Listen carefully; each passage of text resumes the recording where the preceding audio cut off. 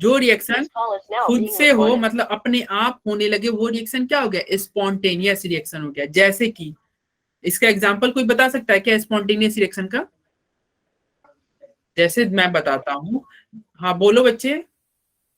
आरचू, मीना, बताइए। अरे तो हैंड रेस करने से थोड़ी होगा, आंसर बताओ यार। सर मेल्टिंग ऑफ क्या आइस होता है? At room temperature. क्या बच्चे, आपका आवाज नहीं आ रहा है, जोर से बोलो। Sir melting of ice. बिल्कुल सही, बिल्कुल आयुष सही, मेल्टिंग ऑफ आइस। मतलब melting Sir, of ice flow क्या of है? water from hills. क्या बच्चे? Flow of water from hill. हाँ हाँ, फ्लो ऑफ वाटर फ्रॉम हिल। तो देखो बच्चे बिल्कुल सही बोल रहे हैं। स्पॉन्टेनियस रिएक्शन मतलब जो रिएक्शन खुद से हो। जैसे आइस जो है, एक बच्चे ने बोला मेल्टिंग ऑफ आइस। तो आइस क्या होता है? जब आइस को आप एटमॉस्फेयर में रखिएगा, टेबल पे रखिएगा, तो वह आइस क्या होगा? अपने आप मेल्ट होगा। आपको उसको कुछ नहीं करना है। आइस जैसे, या फिर आइसक्रीम खरीद के लाए, कभी कभी ऐसा होता है कि आप आइसक्रीम लेके आए, लेकिन आपको पता है कि आपका भाई भी है घर में, तो भाई ना देखे आइसक्रीम और आप अकेले खाए, इसलिए आप क्या करते हैं? उस आइसक्रीम को कहीं छुपा के रख देते हैं कि जब मेरा भाई चला जाएगा तो मैं अकेले बैठ के खाऊंगा। लेकिन क्या होता है कि भाई तो जाता नहीं है, फिर आप मजबूरी में आइसक्रीम को आपको निकालना ही पड़ता है, और देखते हैं अरे यार आइसक्रीम तो मेल्ट कर गया।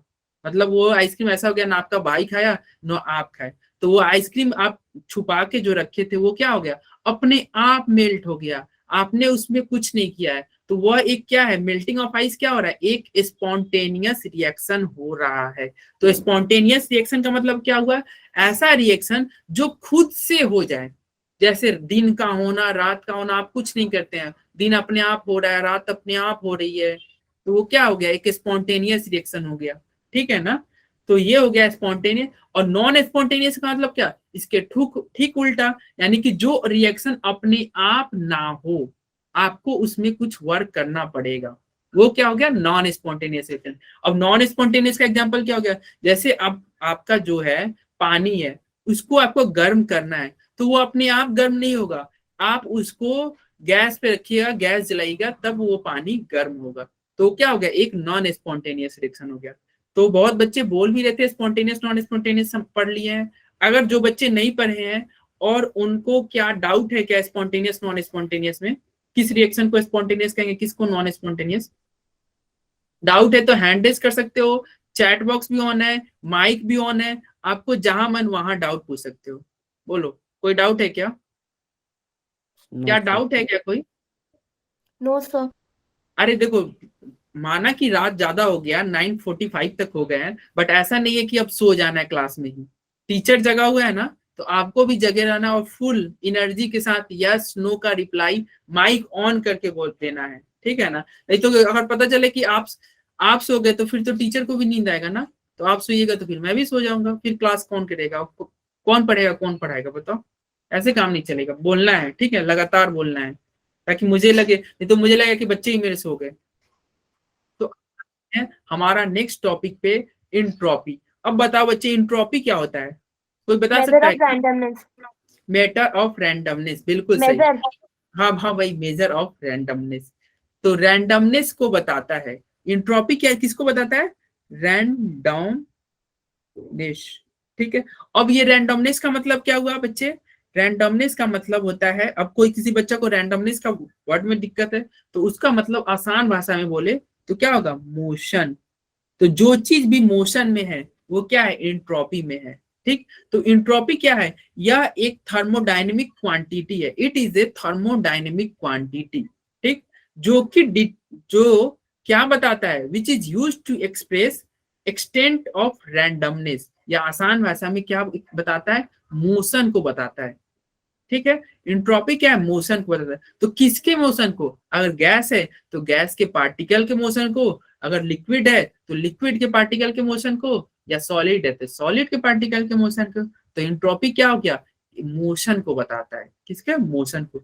तो जैसे कि अब ये जो चीज मोशन में है वो क्या है? इंट्रोपी में है। और जो चीज रेस्ट में है उसका इंट्रोपी क्या हो जाएगा बच्चे? जीरो हो जाएगा। ठीक।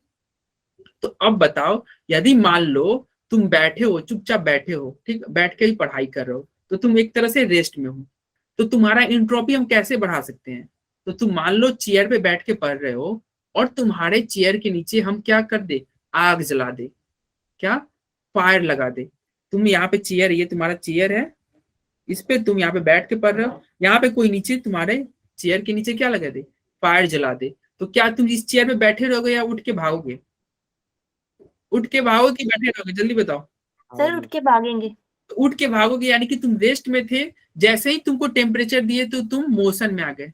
तुम रेस्ट में थे, तुमको टेम्परेचर मैंने दिया तो तुम मोशन में आ गए, यानी कि तुम्हारा टेम्परेचर देते ही तुम्हारा इंट्रोपी क्या हुआ, तो तुम्हारा टेम्परेचर देते हुए इंट्रोपी बढ़ गया। तो हम कह सकते हैं क्या टेम्परेचर बढ़ेगा तो इंट्रोपी बढ़ेगा? क्या Yes, कह sir. सकते हैं क्या? किसी बच्चे को कोई डाउट है क्या? किसी बच्चे को कोई भी डाउट होगा तो उसी समय माइक ऑन करके बोलेगा। क्यों? क्योंकि हमारे पास टाइम की कमी नहीं है, हमारा लास्ट बैच है, तो हम आराम से पढ़ेंगे एकदम मस्ती में। हमारा सिलेबस कभी पीछे भी नहीं हुआ क्योंकि हमारे पास टाइम ही टाइम है, ठीक है ना। तो जहां डाउट होगा तो आप बोल सकते हैं। तो इंट्रोपी क्या हो गया, इंट्रोपी टेम्परेचर बढ़ाने पे बढ़ गया। अब क्वेश्चन आता है इंट्रोपी को डिनोट किस चीज से करेंगे? भैया हर चीज को डिनोट करते हैं ना, तो इंट्रोपी को डिनोट करते हैं कैपिटल एस से। किससे डिनोट करते हैं बच्चे? कैपिटल एस से, ठीक। और ये कैपिटल एस का फॉर्मूला क्या होगा? तो इसका फॉर्मूला होता है Q अपॉन टी। क्यू यहाँ पे क्यू क्या है बच्चे? हीट है, ठीक। और टी क्या है? टेम्परेचर। तो कोई अगर इंट्रोपी का यूनिट पूछे बच्चे, इंट्रोपी का कोई आपसे यूनिट पूछे, तो आपने फॉर्मूला पढ़ा, इंट्रोपी का फॉर्मूला पढ़ा Q बाई टी। तो Q का यूनिट क्या होता है बच्चे? Q का यूनिट होता है जूल पर मोल, और T का यूनिट क्या होता है? केल्विन, जूल पर मोल। क्या इंट्रोपी का यूनिट हम बोल सकते हैं क्या? जूल पर मोल इंटू केल्विन, बोल सकते हैं क्या? बोलो बच्चे, अरे बोल Yes, सकते। sir. हाँ, Yes, तो sir. इंट्रोपी का यूनिट हो गया, आपको ये ध्यान रखना है, ठीक है। इंट्रोपी का यूनिट क्या होता है? हेलो छाया, आप बच्चे थोड़ा लेट कर गए ज्वाइन करने में, कोई नहीं, अभी जब ज्वाइन किए तो अभी से ही कंटिन्यू कीजिए, अभी हम लोग ज्यादा टॉपिक पढ़े नहीं है। तो देखो इंट्रोपी का यूनिट क्या होता है? जूल पर मोल पर केल्विन, ये आपका इंट्रोपी का यूनिट हुआ। तो हम इंट्रोपी भी देख लिए। अब एक और चीज ध्यान रखना है, इंट्रोपी यानी कि डेल्टा इसका एक और फॉर्मूला होता है, जैसे क्या? Entropy of S product minus entropy of S reactant. ये आपको एक फॉर्मूला और ध्यान रखना है। इंट्रोपी ऑफ डेल्टा एस का फॉर्मूला क्या होगा? Summation of S product minus summation of S reactant. तो क्या ये फॉर्मूला ध्यान रहेगा क्या? बोलो बच्चे। Yes, sir. Yes, sir. Yes. हाँ, तो ये आपको ध्यान रहेगा। और अब इसमें हम आते हैं और आगे थोड़ा और बढ़ते हैं, क्या? तो आगे बढ़ते हैं और आप बताइएगा कि फ्यूजन के बारे में, और क्या बताइएगा? वेपराइजेशन के बारे में और सब्लिमेशन के बारे में। तीन टर्म है। तो पहला आता है वेपराइजेशन। क्या आता है? वेपराइजेशन। तो वेपराइजेशन मतलब क्या होता है? लिक्विड को लिक्विड से गैस में बदलना। गैस में बदलना। तो जब लिक्विड से गैस में बदलता है, यानी कि एक मोल लिक्विड यदि गैस में कन्वर्ट हो रहा है, तो जो आपका हीट जो है आप दीजिएगा ना Q रिवर्सिबल, वो किसके बराबर हो गया? डेल्टा H वेपराइजेशन के बराबर होगा। तो अब जो है, अगर आपसे कोई एंट्रोपी यानी कि डेल्टा एस का यहाँ पे फॉर्मूला पूछे, तो हम जानते हैं डेल्टा एस का भी हमने फॉर्मूला पढ़ा ना, Q बाई टी पढ़ा। और यहाँ पे Q का वैल्यू क्या है? डेल्टा एच के बराबर है। तो क्या हम ये लिख सकते हैं क्या? Delta H vaporization divided by T, क्या हम लिख सकते हैं क्या? बोलो। Yes. Yes, sir. तो ये Yes, ध्यान sir. रखना, वेपराइजेशन के लिए चेंज इन एंट्रोपी क्या हो जाएगा? Delta H by T, delta H vaporization by T. Similarly यदि आपसे कोई फ्यूजन के बारे में पूछे, किसके बारे में? फ्यूजन के बारे में। तो फ्यूजन में क्या होता है? Solid Solid to liquid. Liquid, बिल्कुल सही, बिल्कुल सही, सॉलिड से लिक्विड। तो इसका डेल्टा एच क्या हो जाएगा? Delta H fusion divided by T. कोई दिक्कत है क्या? No. देखो Q बाई टी हमने एक पढ़ा, दूसरा फॉर्मूला पढ़ रहे हैं डेल्टा एच बाई टी, ठीक है ना, डेल्टा एच बाई टी। और तीसरा आएगा आपका सब्लिमेशन के लिए। सब्लिमेशन क्या होता है बच्चे? देखते हैं सबसे पहले किसका आंसर आता है। सब्लिमेशन का Solid to मतलब gas. Solid to gas. Solid to gas. Kanishka और गोपाल, ये बच्चे हमारे क्लास में इतनी रात को भी अच्छे से जग के पढ़ रहे हैं, मतलब अलर्ट मोड पे हैं, बहुत बढ़िया। देखो सब्लिमेशन का होता है सॉलिड से डायरेक्ट गैस में बनना, तो इस केस में भी डेल्टा एच का वैल्यू क्या हो जाएगा, delta H vaporization divided by T. कोई दिक्कत है क्या? सर कोई दिक्कत सब्लिमेशन नहीं। आएगा। हाय अरे सॉरी सॉरी सॉरी, देखो बच्चा जग रहा है तो मास्टर को भी जगना पड़ेगा। क्यों? क्योंकि यहाँ पे सब्लिमेशन है, तो हम क्या लिखेंगे, सब्लिमेशन। ठीक है, तो ऐसे ही बच्चे अलर्ट मोड पे रहा करो ताकि मास्टर आपको कुछ भी पढ़ा के ना निकल ले। ठीक है ना? ठीक है ना बच्चे? कोई ओके डाउट? सर। हाँ बच्चे, कोई डाउट होगा तो आप वहीं पे पूछ लीजिएगा। अब हम आगे बढ़ते हैं अपने नेक्स्ट पॉइंट पे। तो देखो ये फ्यूजन वाला हमने पढ़ लिया, ये फ्यूजन वाला पॉइंट हमने पढ़ लिया, उसके Yes, बाद sir. में ये वेपराइजेशन वाला ही पढ़ लिया। ठीक है, अब आते हैं फिजिकल। ये टेम्परेचर वाला भी हमने पढ़ लिया कि जब आपके टेबल के नीचे, आपके चेयर के नीचे मैंने आग लगा दिया तो आप दौड़ के वहां से भाग गए, यानी कि आपका इंट्रोपी बढ़ गया। तो ये पॉइंट भी हमने पढ़ लिया। ठीक है, और ये बताओ कि जब वॉल्यूम बढ़ेगा तो इंट्रोपी बढ़ेगा। जब कभी भी वॉल्यूम बढ़ेगा तो इंट्रोपी बढ़ेगा। तो इसको हम कैसे समझेंगे? तो इसको हम एक एग्जांपल से समझते हैं। जैसे कि मान लो आप क्रिकेट खेल रहे हैं। कहाँ क्रिकेट खेल रहे हैं? आप क्रिकेट खेल रहे हैं अपने रूम में। आपका ये छोटा सा रूम है और इसमें आप और आपके भाई, आप भाई बहन है तो मान लो आप, या फिर जो आप लोग भाई बहन है तो आप भाई बहन क्रिकेट खेल रहे हैं। तो अगर आप लोग क्रिकेट खेल रहे हैं तो जब आप शॉट मारिएगा, जैसे बॉल आपके भाई या फिर मान लो कोई प्लेयर है वो आपको बॉल फेंका, तो जब आप शॉट मारिएगा तो एक छोटा सा रूम है तो बॉल कहाँ जाएगा भाई? इसी रूम में घूमेगा ना। बॉल, एक छोटा सा रूम है तो बॉल इसी रूम में घूमेगा। तो जो आपका जो फील्डर है वो बॉल उठाने के लिए कहाँ घूमेगा भैया? इसी रूम में मूव करेगा। तो वॉल्यूम छोटा है तो बॉल, मतलब जो फील्डर है वो इसी रूम में घूम रहा है। लेकिन सपोज करो सेम क्रिकेट का गेम यदि बड़े वॉल्यूम में या बड़े एरिया में, इट मीन्स मान लो प्लेग्राउंड में कोई खेल रहा है, सेम क्रिकेट का गेम कोई प्लेग्राउंड में खेला, और जब बैट्समैन शॉट मारेगा तो फील्डर को क्या करना होगा, मतलब ज्यादा एरिया में जाएगा बॉल उठाने के लिए। फील्डर कहाँ जाएगा? ज्यादा एरिया में। तो मोशन कहाँ ज्यादा हो रहा है फील्डर का? एक छोटे से रूम में या प्लेग्राउंड में? बताओ। फील्डर प्लेग्राउंड में। प्लेग्राउंड में फील्डर का ज्यादा मोशन हो रहा है। तो ज्यादा मोशन प्लेग्राउंड में हो रहा है, तो ज्यादा इंट्रोपी। इंट्रोपी का मतलब क्या होता है? मोशन। तो तुम्हारा ज्यादा इंट्रोपी कहाँ हुआ, प्लेग्राउंड में या छोटे से रूम में? प्लेग्राउंड में। तो यानी कि हम कह सकते हैं क्या कि वॉल्यूम बढ़ेगा तो इंट्रोपी बढ़ेगा? क्या कह सकते हो क्या? Yes sir. तो यही आपका तो पॉइंट था भाई, वॉल्यूम बढ़ेगा तो इंट्रोपी बढ़ेगा। कितना आसानी पॉइंट था, बच्चा वाला पॉइंट दे रहा है। समझ में आ गया ना? अरे आया ना समझ में पॉइंट? Yes sir. आते हैं हम अपने नेक्स्ट पॉइंट पे। यहाँ पे ये तो और आसान पॉइंट है। क्या बोल रहा है कि गैस का एंट्रोपी सबसे ज्यादा, सॉलिड का एंट्रोपी सबसे कम।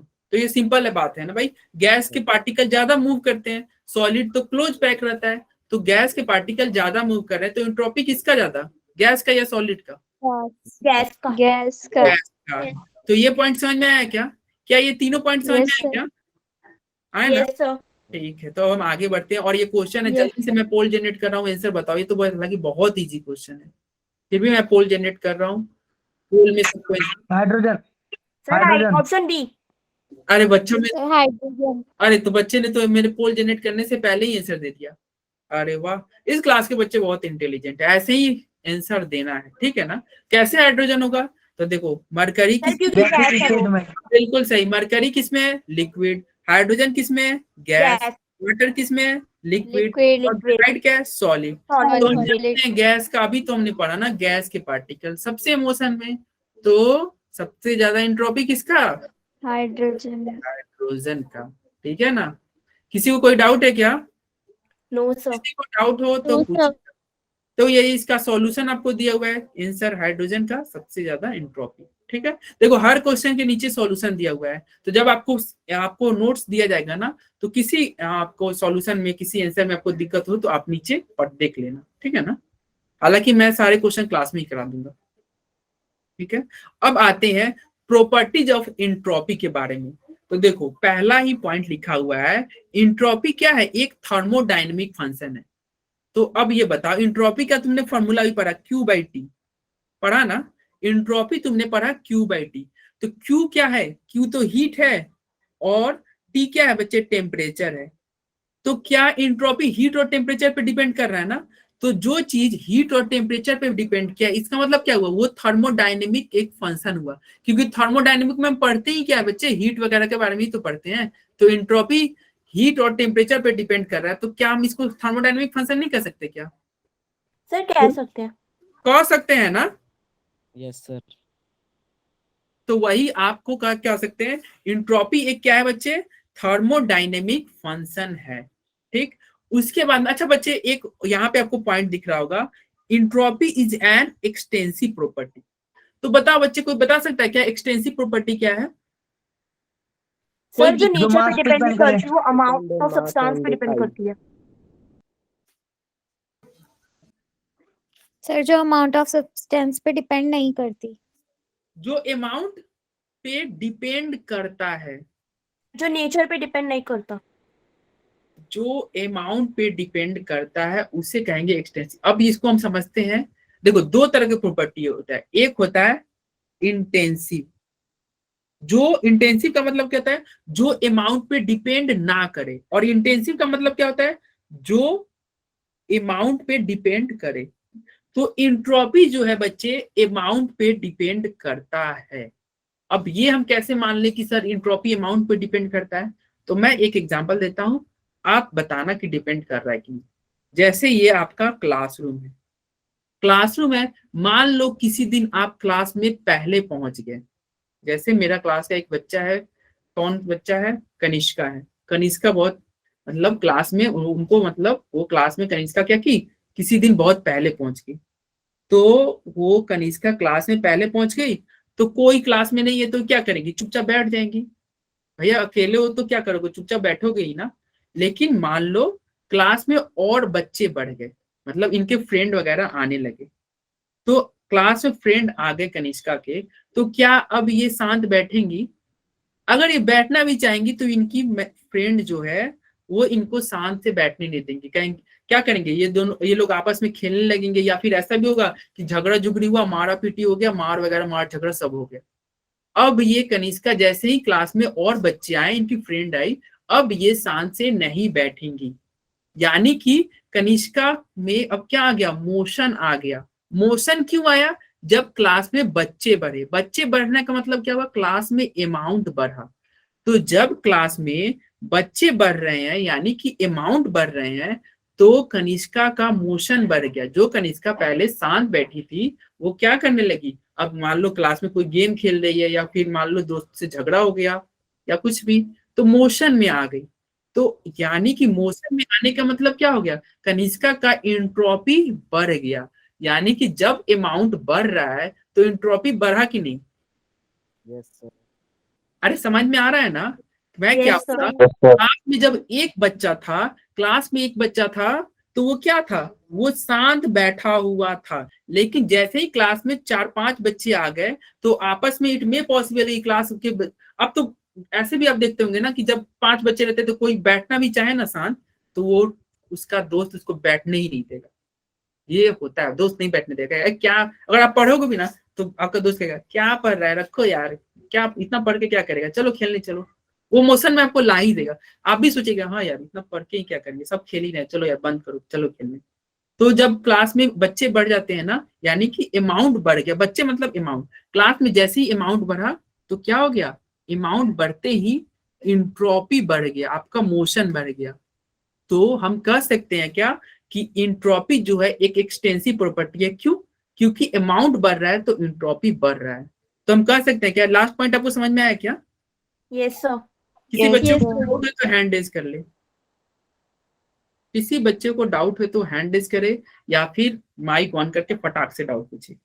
तो ये हमने पढ़ा लास्ट पॉइंट, इंट्रोपी एक एक्सटेंसिव प्रॉपर्टी है। ठीक, अब जो हम पढ़ते हैं entropy, it is A state function. Entropy क्या है, एक स्टेट फंक्शन है। स्टेट फंक्शन मतलब आप पढ़े होंगे लास्ट लेक्चर में, वैसा फंक्शन जो इनिशियल और फाइनल पोजीशन ही जिसका काम का आता है। मतलब पाथ पे डिपेंड नहीं करता है। जैसे इंट्रो, जैसे पाथ पे, जैसे हम आप ये पढ़े होंगे स्टेट फंक्शन में ऐसा करके कुछ ए से बी, जैसे ए आपका स्कूल है और बी आपका क्या है, नहीं ए आपका घर है, ए मान लो आपका होम हो गया और बी आपका स्कूल है। तो कोई बच्चा को घर से स्कूल जाना है तो ऐसे जा सकता है डायरेक्ट, मान लो ये कौन सा वन, पाथ नंबर 1 हुआ। कोई बच्चा ऊपर से जा सकता है ऐसे घूमते घूमते पाथ नंबर 2 से, और कोई बच्चा पाथ नंबर 3 से जा सकता है। तो एक टीचर को, जो आपके क्लास टीचर होंगे, उनको इससे कोई मतलब नहीं है कि आप पाथ नंबर 1 से जा रहे हैं कि 2 से जा रहे हैं कि 3 से जा रहे हैं। उनको बस इससे मतलब होगा कि आप स्कूल टाइमली पहुंच रहे हैं कि नहीं। तो यानी कि एक टीचर को किससे मतलब है कि आप स्कूल टाइमली पहुंच रहे हैं कि नहीं। तो जो उसी तरह वो पाथ से उनको कोई मतलब नहीं है। लेकिन आपके पेरेंट जो होंगे उनको पाथ से मतलब होगा, क्योंकि अगर आप मान लो आप सीधा जाओगे तो पेट्रोल, आप मान लो बाइक से जा रहे हो तो सीधा जाओगे तो क्या होगा, पेट्रोल कम खर्च होगा। अगर ऐसे जा रहे हो तो पेट्रोल ज्यादा खर्च होगा। तो पेरेंट को पाथ से मतलब होगा। तो जो जो फंक्शन में पाथ से मतलब होता है उसे हम पाथ फंक्शन कहते हैं, और जो पाथ से इंडिपेंडेंट है, जिसको पाथ से कोई मतलब नहीं है, वो क्या होगा, स्टेट फंक्शन कहलाता है। तो सिमिलरली आपका जो इंट्रोपी है उसको पाथ से उससे, बच्चे अनुपमा माइक ऑफ रखा करो। तो देखो स्टेट फंक्शन जो होता है वो क्या, वो पाथ से इंडिपेंडेंट रहता है, ठीक है ना। तो इसलिए इंट्रोपी क्या है, इंट्रोपी का जो हम डेल्टा एस हमारे सबसे यूज का है। और इंट्रोपी आपको ध्यान रखना है क्या होता है, इंट्रोपी एक स्टेट फंक्शन होता है। क्या ये याद रहेगा, क्या Yes, ये sir. याद रहेगा। तो ये पॉइंट भी हमारा Yes, कवर हो sir. गया। उसके बाद हमने पढ़ ही लिया इंट्रोपी को एस से डिनोट करते हैं और स्टैंडर्ड इंट्रोपी को S0 से डिनोट करते हैं। स्टैंडर्ड इंट्रोपी मतलब जब टेम्परेचर रूम टेम्परेचर हो और जब प्रेशर आपका क्या हो, 1 एटमॉस्फेयर हो। एसआई यूनिट हमने एसआई यूनिट हम, हाँ रूम टेम्परेचर हो या 273 केल्विन? नहीं, रूम टेम्परेचर मतलब 298 केल्विन। अरे बच्चे हम रिएक्शन हम 0 डिग्री सेल्सियस पे कराते हैं। जैसे हम पानी गर्म कर रहे हैं या कुछ भी कर रहे हैं, कोई जैसे तुम्हारा आइसक्रीम है वो मेल्ट हो रहा है, तुम रूम टेम्परेचर पे ही ना, हम जनरली रिएक्शन रूम टेम्परेचर पे ही कराएंगे ना। तो इसलिए स्टैंडर्ड स्टेट में हम रूम टेम्परेचर ही लेते हैं, ठीक है ना। बट सर स्टैंडर्ड कंडीशन पे तो हम 273 केल्विन लेते हैं ना। नहीं, जब थर्मोडायनेमिक में आप लीजिएगा ना तो स्टैंडर्ड का मतलब रूम टेम्परेचर, ठीक है ना। और ये देखो अब हम आते हैं अपना यूनिट के बारे में, तो हमने पढ़ ही लिया था बच्चे ऊपर ही, यूनिट के बारे Yes, sir. में यहाँ पे हमने देखा था ना, सबसे ऊपर ही देखा था। अरे कहाँ गया बच्चे, जूल पर मोल पर केल्विन. यहाँ पे अरे ये पता नहीं कहीं होगा, मैं फिर से बता देता हूँ। यूनिट तो हमने अभी देखा ही था ना, क्या देखा था भैया, यूनिट हमने देखा था। जूल पर मोल पर केल्विन। हम लिखते हैं Q/T लिखते हैं, और Q को क्या होता है, जूल पर मोल, और T क्या होता है, केल्विन। तो एंट्रोपी का यूनिट क्या हो जाएगा, जूल पर मोल इंटू केल्विन। तो क्या यूनिट हो जाएगा क्या। Yes, sir. तो ये आपका यूनिट वाला भी पॉइंट क्लियर हो गया। और सीजीएस में आप क्या ले लीजिएगा, जूल के जगह पे कैलोरी ले लीजिएगा, ठीक है ना। तो आपका ये सीजीएस यूनिट भी हो गया। अब आते हैं अपने नेक्स्ट टॉपिक पे, ये है एंट्रोपी चेंज एंड कैलकुलेशन, ठीक है। तो इसको हम करने से पहले थोड़ा एक डेरिवेशन है उसको देख लेते हैं, क्योंकि वो डेरिवेशन थोड़ा टाइम टेकिंग है। उसके बाद हम इस पे आएंगे, क्योंकि उस डेरिवेशन में हमको मतलब प्रॉपर 15-20 मिनट चाहिए ताकि बच्चे को अच्छे से समझ में आ जाए। तो क्या डेरिवेशन है ये आपका, अब हम निकालेंगे ना चेंज इन एंट्रोपी। अभी तक इस क्लास के किसी भी टॉपिक में किसी को कोई डाउट हो तो फटाक से पूछ ले, क्योंकि ये जो टॉपिक स्टार्ट कर रहे हैं, ये जो हम इक्वेशन निकालेंगे, इसमें हमको पूरा एकदम ध्यान, मतलब क्या, दिमाग मन सब शांत करके रखना होगा, तब जाके आपको अच्छे से समझ में आएगा। बहुत आसान डेरिवेशन है, ऐसा कोई टफ ऑफ नहीं है। यही है कि हाँ थोड़ा सा हम लोग को होता है ना कि हाँ थोड़ा 2-4 स्टेप से ज्यादा जब होने लगता है ना डेरिवेशन, तो लगता है यार ये तो बहुत टफ लग रहा है। हालांकि कुछ टफ ऑफ नहीं है, बहुत इजी है। तो अभी तक बताओ, अभी हम कुछ थोड़ा सा बात कर ले रहे हैं। किसी बच्चे को कोई डाउट, कोई क्वेरी, तो सिंपल हैंड रेज करे।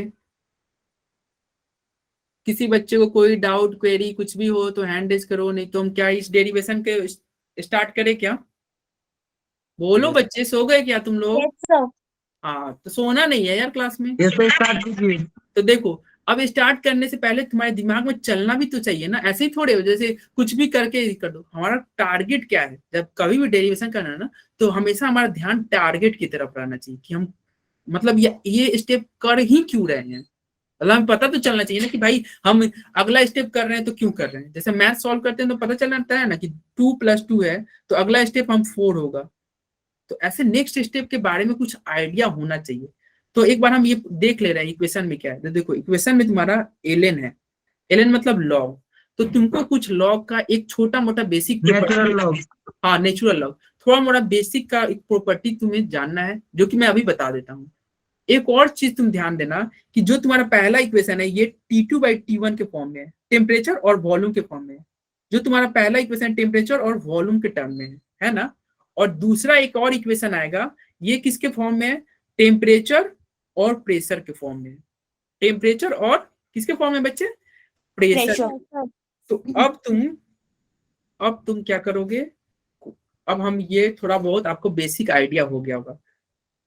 तो अब हम कुछ लॉग के 2 प्रॉपर्टी लिखते हैं जिसको आप ध्यान रखिएगा, क्योंकि उसका यूज होगा। पहला नंबर प्रॉपर्टी क्या है, आपको किसी बच्चे को इसका आंसर पता होगा तो माइक ऑन करके फटाक से बोलेगा, ताकि मैं देखो पूरा सिलेबस आपको केमिस्ट्री का मैं ही पढ़ाऊंगा, ठीक है ना, अभी से लेके सेशन तक। तो इससे मैं अभी जो बच्चा बोलेगा, मैं क्या सब बच्चे का मैं एक तरह से नोटिस कर रहा हूँ, ठीक है ना। आगे से तो मैं 1-2 क्लास के बाद से मैं सब बच्चे का नाम भी नोट करूंगा कि मेरे क्लास में कौन कौन बच्चे आते हैं। तो एक तरह से मैं नोटिस कर रहा हूँ कि मेरे क्लास में कौन बच्चा ज्यादा अलर्ट है, कौन पढ़ने में सबसे ज्यादा अच्छा है। और एक और बात आपके लिए, जो बच्चा का परफॉर्मेंस अच्छा रहेगा, मेरे क्लास में सबसे ज्यादा जवाब देगा या कुछ भी, तो उस बच्चे से मैं पर्सनली मैं खुद कॉल करके उस बच्चे से बात करूंगा कि हाँ तुम्हारा क्या प्रॉब्लम है, तुमको कोई डाउट है क्या, तुम अगर नीट की तैयारी कर रहे हो तो कहाँ प्रॉब्लम आ रहा है, तुम शेयर करो। मैं खुद उस बच्चे से कॉल करके रेगुलर बेसिस पे बात करते रहूंगा। तो इस क्लास में जेई लेवल का नहीं पढ़ाया जाएगा क्या बच्चे, हाँ जेई का नहीं, मैं एक एग्जाम्पल के तौर पे दे रहा हूँ। जेई का बच्चा होगा तो जेई के बारे में बात किया जाएगा ना, मैं एग्जाम्पल दे रहा हूँ बच्चे, ठीक है ना। तो इस तरह से बच्चे से मैं खुद कांटेक्ट करके बात करूंगा। तो इसलिए आप कोशिश कीजिए क्लास में ज्यादा से ज्यादा जाओ। और केवल मैं ही नहीं, बाकी टीचर, अवंती के जितने टीचर है ना, कोई भी आपसे कॉल करके बात कर सकते हैं, इनफैक्ट आप भी उनसे बात कर सकते हो, ठीक है ना। तो कोशिश करना है क्लास में अच्छा परफॉर्म करने का। और सभी बच्चे को जब टेस्ट होगा तो आप लोग ये भी कीजिएगा कि टेस्ट दीजिएगा, ठीक है ना, क्योंकि आपके मार्क्स वगैरह को हम लोग देखते हैं कि किस बच्चे कितने मार्क्स आ रहे हैं, क्या आ रहे हैं। तो अगर किसी बच्चे को इसका आंसर पता होगा, हालांकि ये कुछ ऐसा नहीं है, कंपल्सरी नहीं है देना आंसर, लेकिन किसी को पता होगा तो जल्दी बोलो। ln x × y क्या होगा, log x plus log y। बिल्कुल सही। अच्छा हम ये नेचुरल लॉग ले रहे हैं ना, इसलिए ln लिख रहे हैं, ठीक है ना। तो log ln x plus ln y। दूसरा प्रॉपर्टी अब बताओ, क्या ln x divided by y क्या होगा बच्चे, ln x log Log x natural minus x log minus y। log natural y। बिल्कुल बिल्कुल कनिष्का और मीना गोपाल, आप बिल्कुल सही बोल रहे हैं। ln x minus ln y, ln x minus क्या होगा बच्चे, ln y होगा। ये आपका लॉग का 2 प्रॉपर्टी हुआ।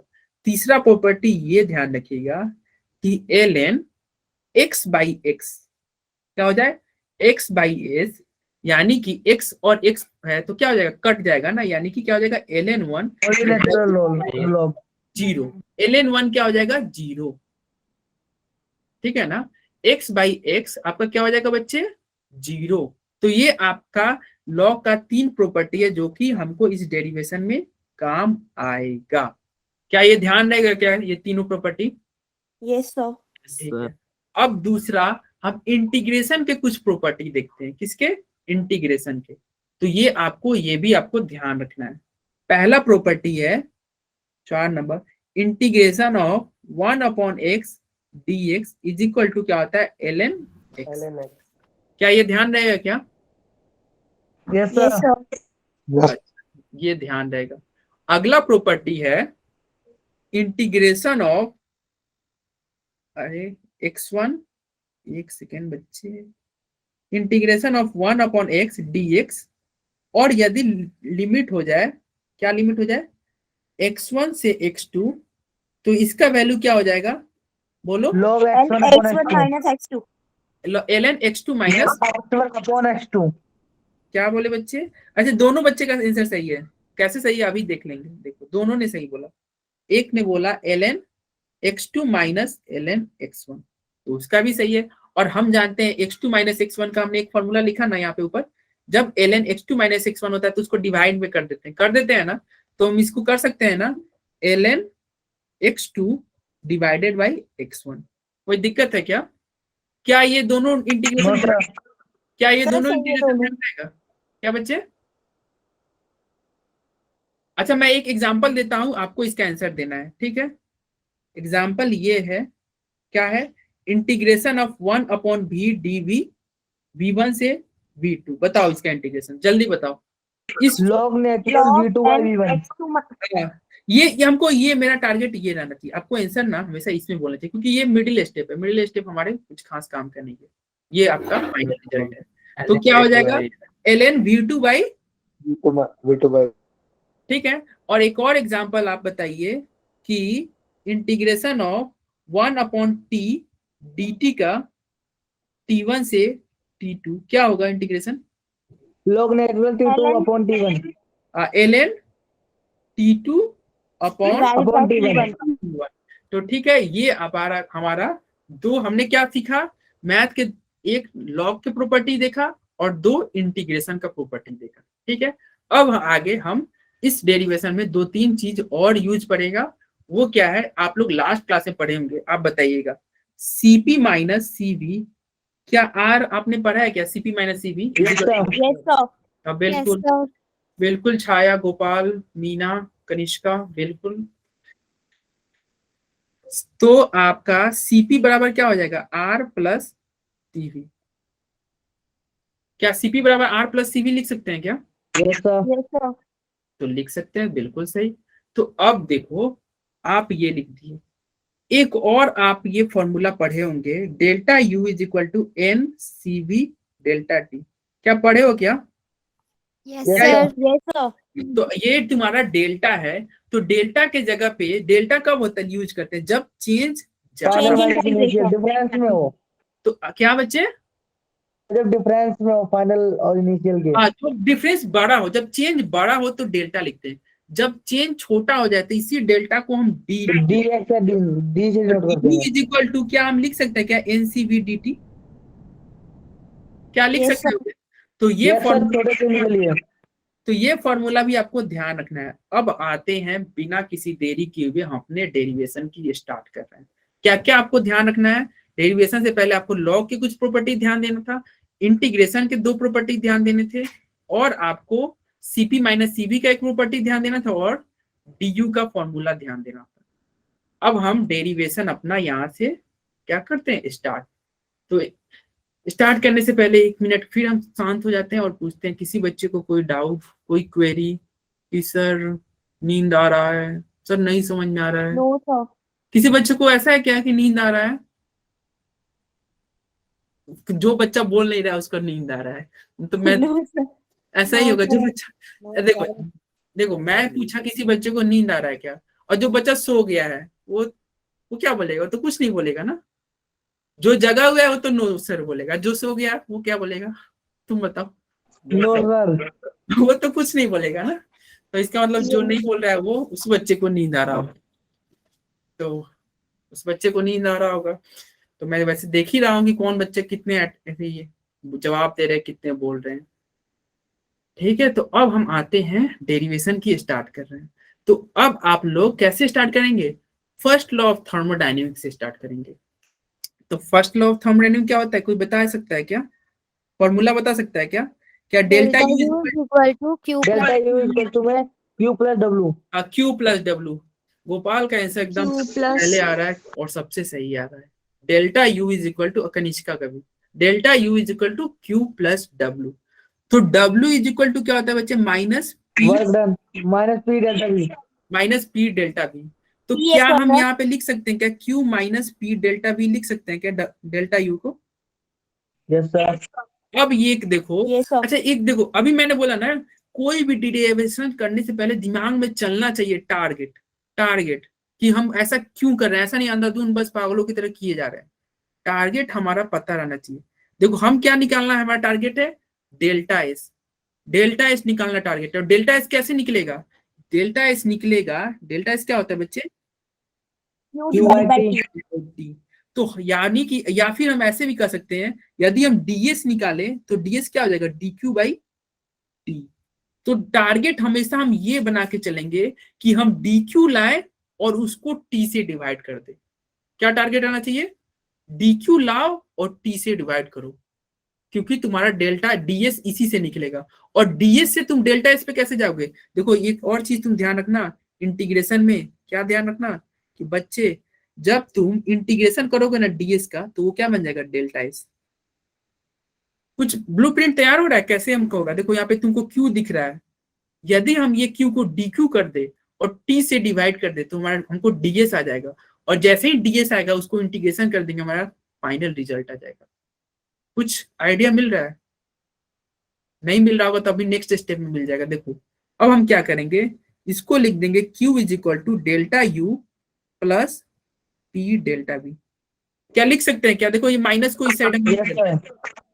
अरे ये माइनस जो था बच्चे, इस माइनस को हमने इस साइड शिफ्ट कर दिया यार, तो इधर जाएगा तो प्लस ही होगा ना। तो हमने क्या किया, क्या लिख सकते हो क्या, Q is equal to delta U plus P delta V। Yes, तो अब sir. तुम्हारा ये तुमको पता चल गया। तो अब हम क्या लिख सकते हैं, D Q is equal to D U plus P D V. क्या लिख सकते हैं क्या, yes sir. और सर Yes. du की वैल्यू रख देंगे। हाँ डी यू की वैल्यू, हाँ ये देखो बच्चा सही बोल दिया, अगला स्टेप बता दिया। देखो टारगेट पता चलना चाहिए, डी यू का जैसे ही देखो ये हमारा ये लिख सकते हैं। अब हम क्या करेंगे, डी यू का वैल्यू रख देंगे और टी से डिवाइड कर देंगे, क्योंकि जैसे ही टी से डिवाइड करेंगे दोनों तरफ हमारा डीएस आ जाएगा। कुछ समझ में आ रहा है ऐसा क्यों कर रहे हैं, कुछ Yes, तो sir. अब देखो डी यू का केवल dq by dt निकालना है। हाँ हाँ, क्योंकि D Q by D T निकालना है। तो देखो अब तुम्हारा डी क्यू का वैल्यू कहाँ से रखोगे, यहाँ से, कहाँ से बच्चे, हमने यहाँ पे लिखा था ना डी यू का value ncv dt। NCV D T. तो यहाँ से तुम डी यू का वैल्यू रखो, देखो D Q is equal to D U का वैल्यू वहां से ऊपर से रखे क्या, N C V D T plus यहाँ पे क्या था पी डी वी। दिक्कत है क्या, कोई दिक्कत है क्या, No, sir. कोई दिक्कत नहीं है। अब देखो, अब दोनों तरफ तुम अगर टेम्परेचर से डिवाइड कर दो तो तुम्हारा डीएस आ जाएगा। तो चलो हम दोनों तरफ क्या करते हैं, टेम्परेचर से डिवाइड करते हैं।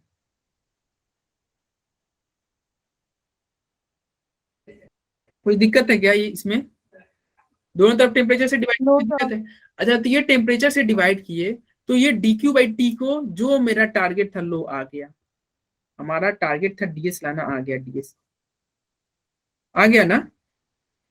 अब देखो ये Yes, sir. तुम्हारा क्या बचा, N C V D T by T plus, और यहाँ पे देखो डी भी, यहाँ पे ऊपर क्या है, वॉल्यूम के टर्म में है और इसके अगल बगल में कोई वॉल्यूम नहीं है, तो मजा नहीं आ रहा है। अब हम क्या करेंगे ना, ये P और T को वॉल्यूम के टर्म में चेंज करेंगे। क्यों चेंज करेंगे, क्योंकि देखो इंटीग्रेशन में ना, जब इंटीग्रेशन करते हो ना तो हमेशा देखो क्या था इंटीग्रेशन में, ऊपर x था नीचे भी x था, मतलब सेम टर्म रहता है। यहाँ v है तो नीचे भी v है, t है तो t है, मतलब उसके बगल में ना हमेशा वही टर्म रहना चाहिए, तभी जाके इंटीग्रेशन होता है। तो यहाँ पे तुम्हारा v है लेकिन इसके बगल में v है क्या, नहीं, p और t है। तो p और t है तो आपको v लाने के लिए आप क्या कीजिएगा, आप ये कीजिएगा कि गैसियस इक्वेशन यूज कीजिएगा, पीवी बराबर एनआरटी, हाँ पीवी बराबर एनआरटी यूज कीजिएगा। तो पीवी बराबर एनआरटी होता है तो p बाई टी क्या हो जाएगा, एनआर बाई वी हो जाएगा। क्या हो जाएगा क्या, yes p by sir. Yes, sir. NR by V हो जाएगा। तो क्या हम p बाई टी के जगह पे एनआर बाई वी लिख दे क्या, Yes. एनआर बाई वी, और ये बच गया डीवी। p बाई टी के जगह पे हमने क्या लिख दिया, एनआर बाई वी लिख दिया और डीवी वैसा ही का वैसे ही रह गया। कोई दिक्कत है क्या, No, sir. और किसी बच्चे को देखो, कुछ बच्चे बोल रहे हैं कुछ बच्चे नहीं बोल रहे हैं, अगर वो बच्चे को भी दिक्कत होगा ना तो पूछ लेगा, ठीक है। अब ये तुम्हारा डीएस आ गया। अब हमने जानते हैं कि डीएस को डेल्टा में करने के लिए क्या करेंगे, इंटीग्रेशन। इंटीग्रेशन। तो दोनों तरफ इंटीग्रेशन कर दिया जाए क्या, Yes, तो sir. दोनों तरफ इंटीग्रेशन हम कर दे रहे हैं। तो एक और चीज ये ध्यान रखना, इंटीग्रेशन हमेशा वेरिएबल टर्म का होता है। जो कांस्टेंट होता है ना उसको वो इंटीग्रेशन साइन के बाहर होता है। जैसे यहाँ पे n कांस्टेंट है तो बाहर लिखेंगे, c भी कांस्टेंट है तो इंटीग्रेशन साइन के बाहर लिखेंगे, और ये जो था 1/t dt, और ये क्या हो गया t1 से t2 प्लस ये आपका क्या बचा n r integration of 1/v dv v1 से v2। कोई दिक्कत है क्या? देखो n और r कांस्टेंट था तो इंटीग्रेशन साइन के बाहर लिख दिए, और n और c भी कांस्टेंट है तो इंटीग्रेशन साइन के बाहर लिख दिए। कोई दिक्कत है क्या? No, sir.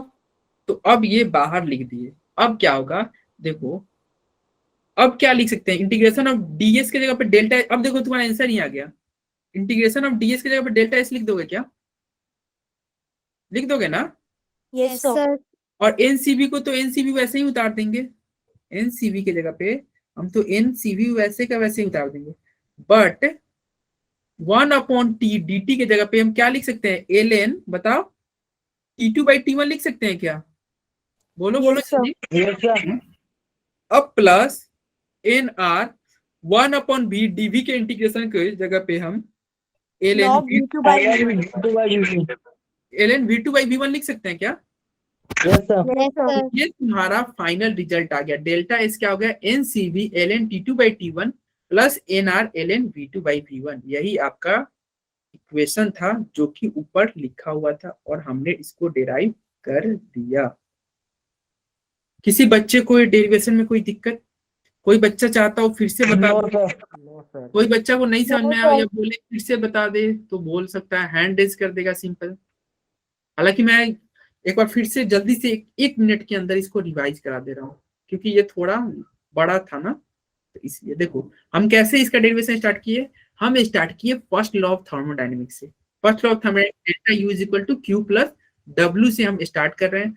फिर हमने डब्ल्यू का वैल्यू यहाँ पे पुट कर दिया, डब्ल्यू का वैल्यू हमने पुट कर दिया, डब्ल्यू का यहाँ पे वैल्यू पुट कर दिया। फिर क्यू को, क्यू के टर्म में हमने डेल्टा यू मतलब माइनस प्लस को इस साइड शिफ्ट कर दिए और डी क्यू हम निकाल दिए, दोनों तरफ डी क्यू कर दिए मतलब स्मॉल चेंज के लिए। ठीक, यहाँ तक कोई दिक्कत किसी बच्चे को?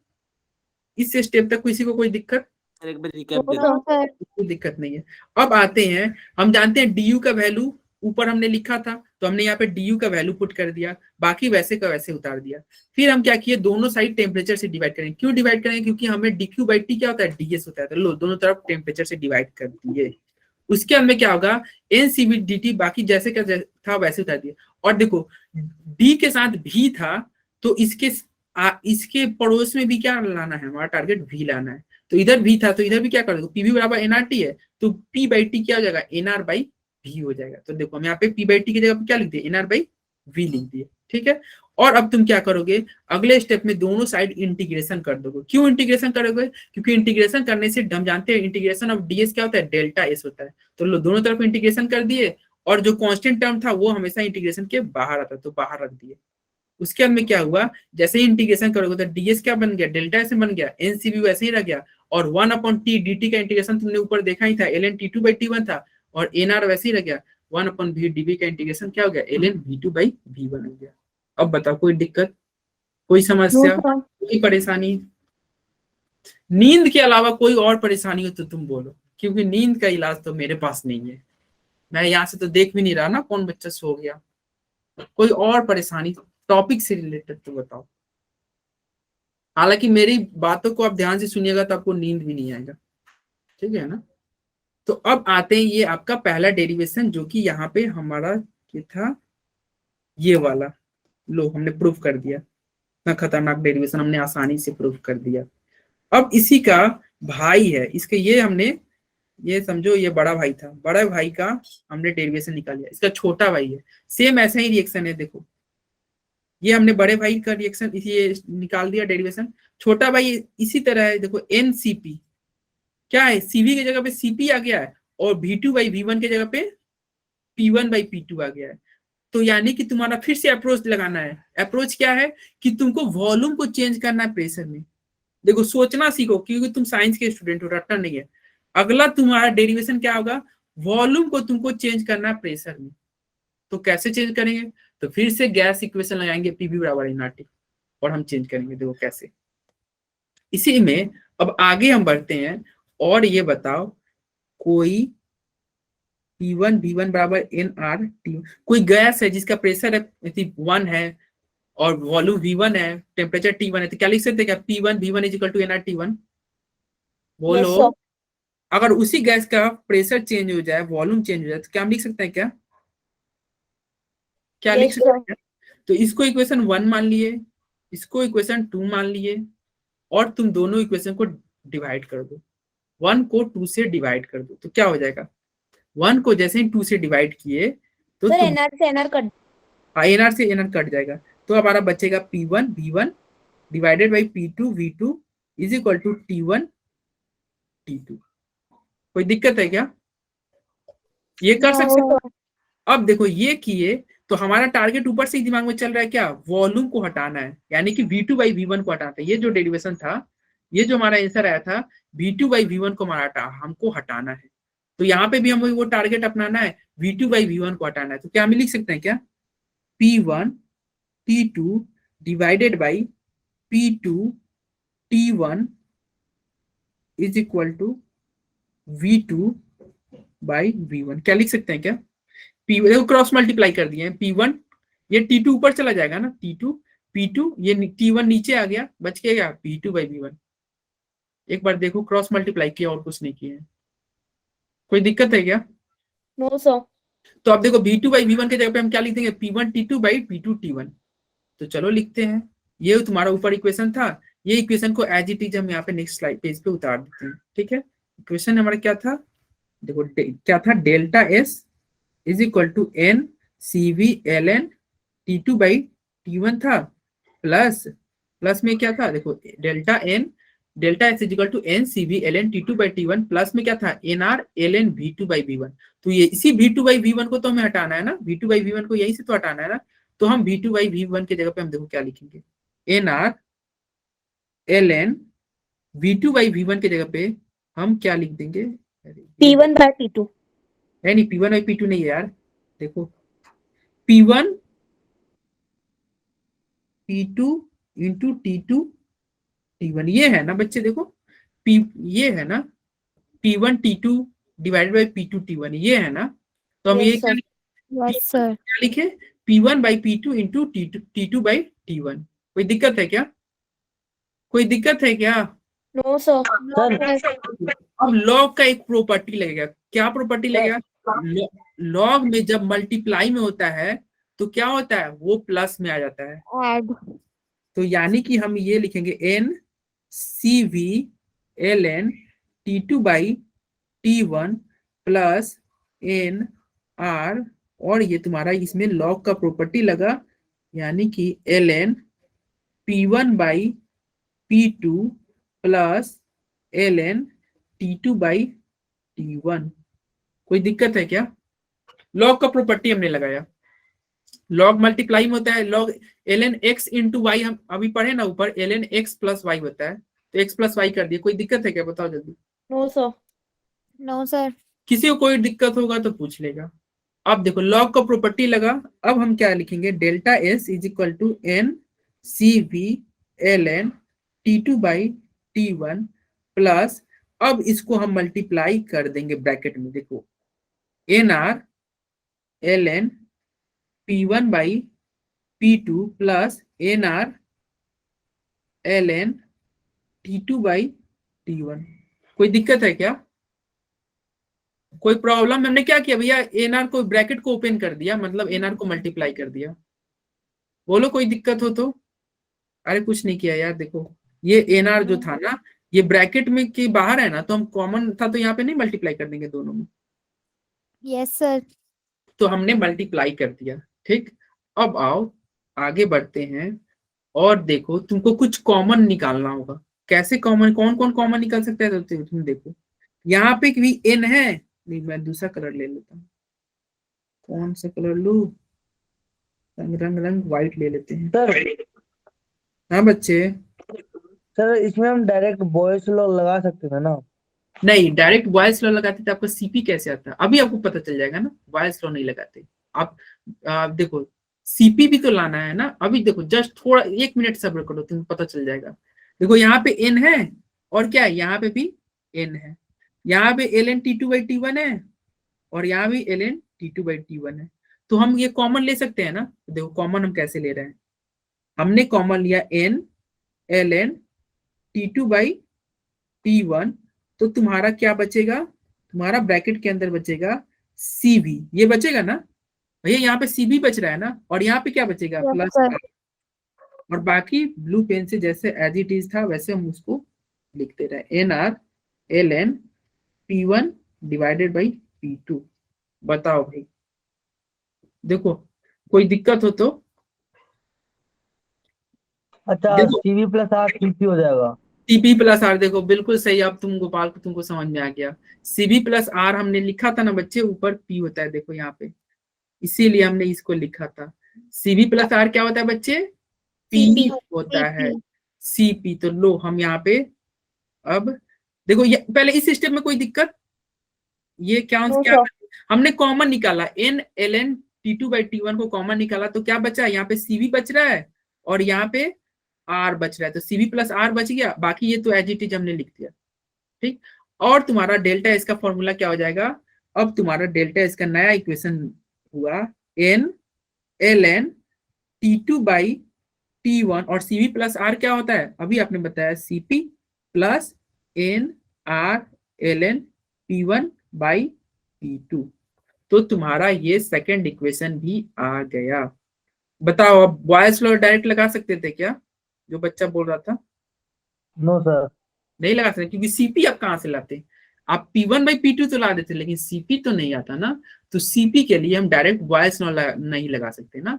तो ये डेरिवेशन में किसी को कोई दिक्कत, आपका 2 इक्वेशन बहुत डेंजर वाला आ गया, ठीक है।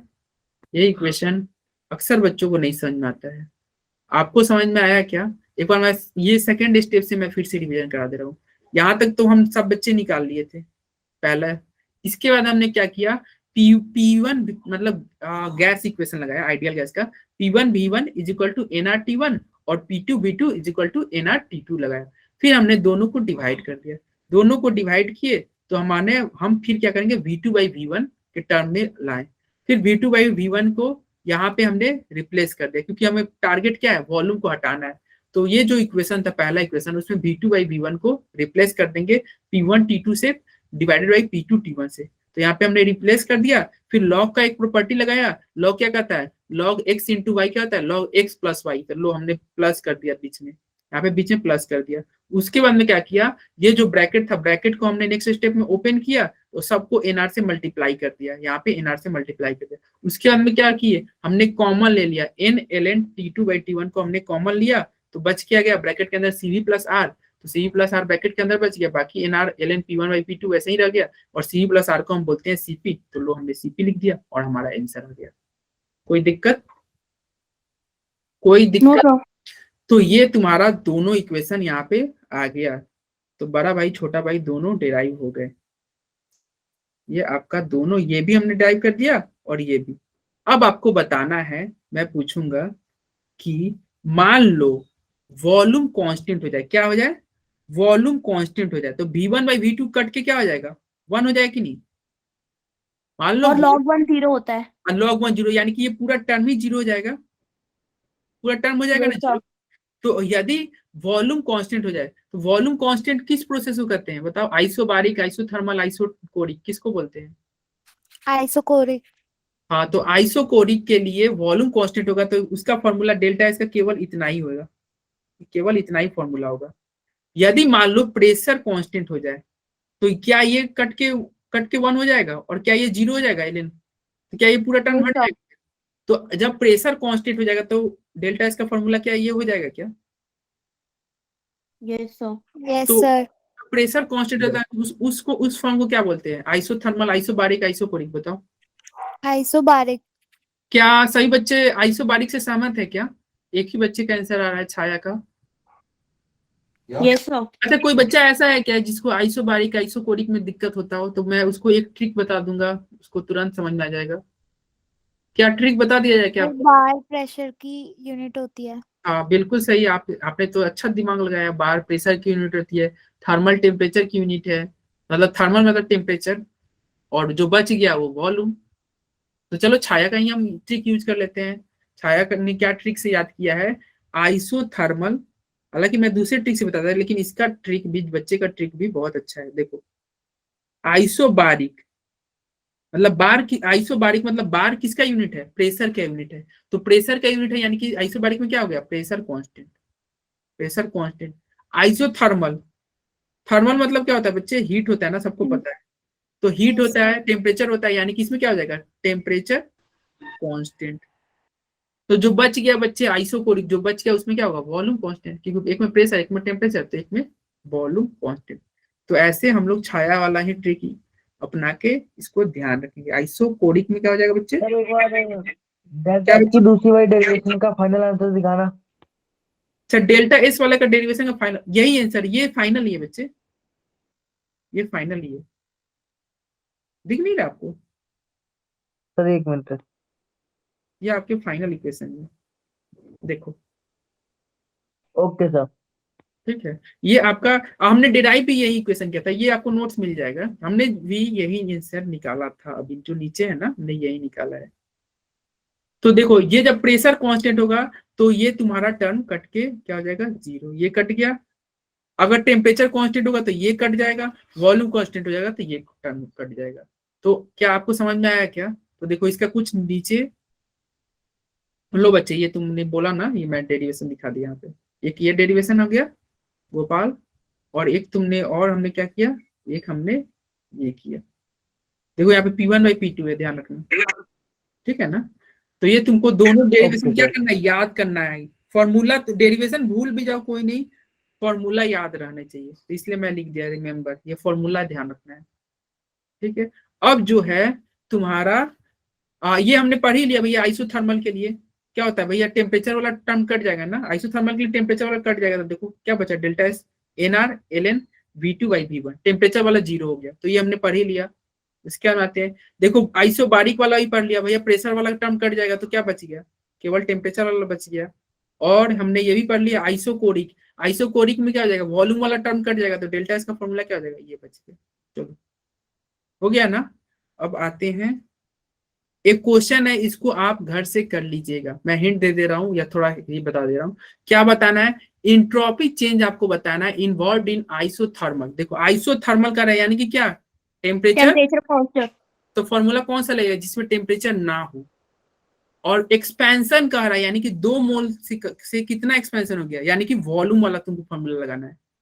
भैया दिया है ना एक्सपेंशन, एक्सपेंशन क्या होता है, वॉल्यूम के टर्म में होता है ना, तो तुमको एक्सपेंशन दे रहा है।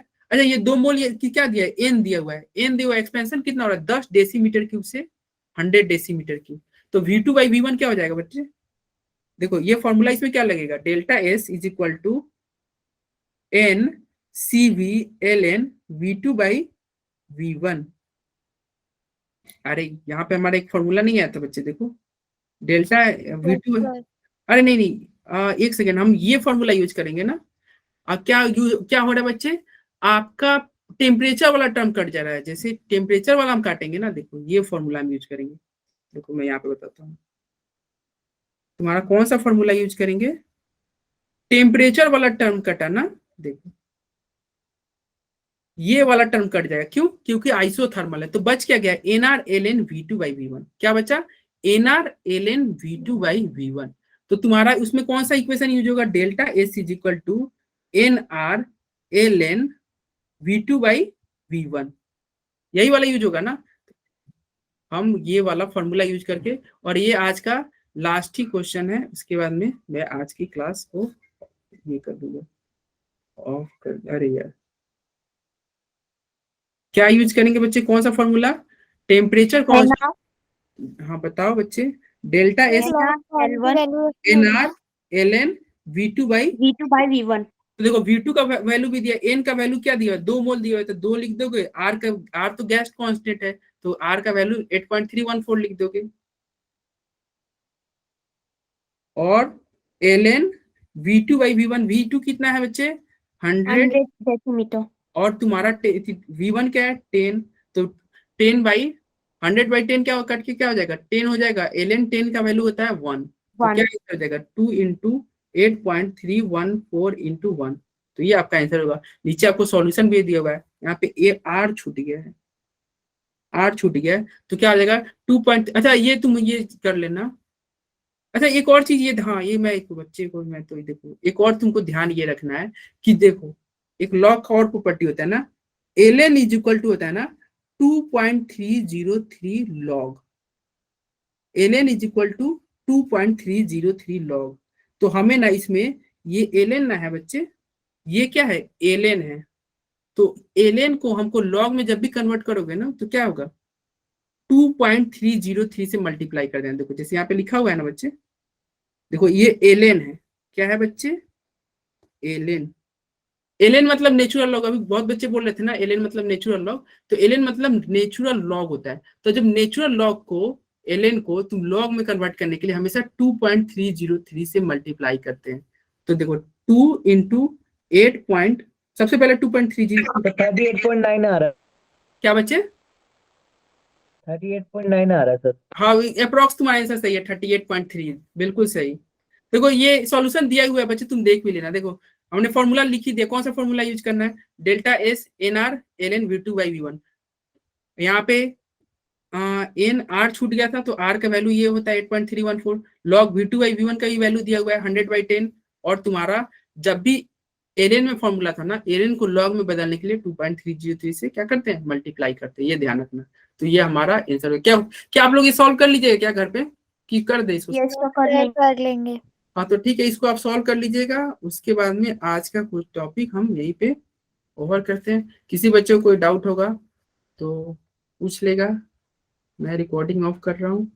बाकी किसी बच्चों को अब नींद लग रहा हो तो आप जाके सो भी सकते हो।